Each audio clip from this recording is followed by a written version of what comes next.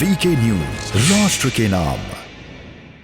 नमस्कार, स्वागत है आपका वीके न्यूज में। जम्मू कश्मीर की तस्वीर अब बदल रही है।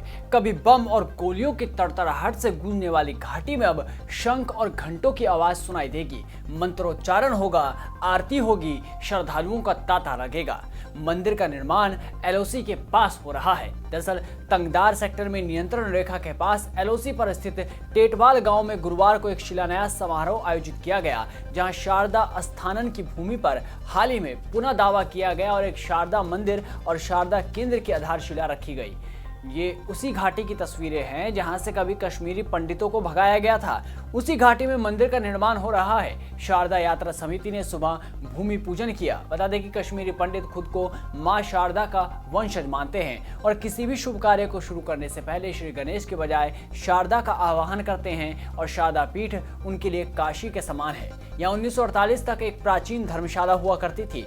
1948 तक कश्मीर और जम्मू के तीर्थ यात्रियों के लिए अंतिम पड़ाव स्थल शारदा तीर्थ था। पाकिस्तान के 1948 के आदिवासी हमले के बाद यह स्थल वीरान हो गया और अब रविंदर पंडिता के नेतृत्व में शारदा यात्रा समिति ने एक लंबे संघर्ष के बाद साइट पर विशाल शारदा केंद्र और पूजा केंद्र के इस ऐतिहासिक पुनर्निर्माण के लिए भूमि और आधारशिला को पुनः प्राप्त किया।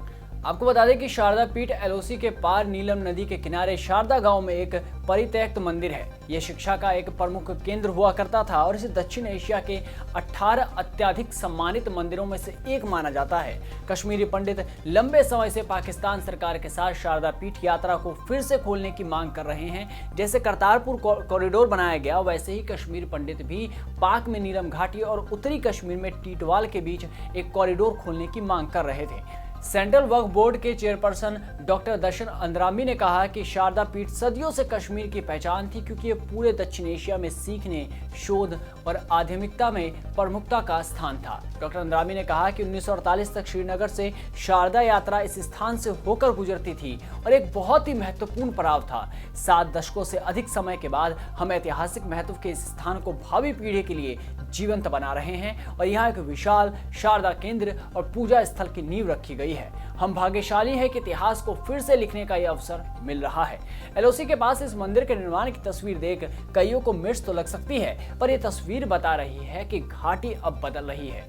यहाँ पर अब गोलियों की गूंज नहीं सुनाई देगी, यहाँ आपको सुनाई देगा तो शंख की आवाज, यहाँ आपको सुनाई देगा तो मंत्रोच्चारण।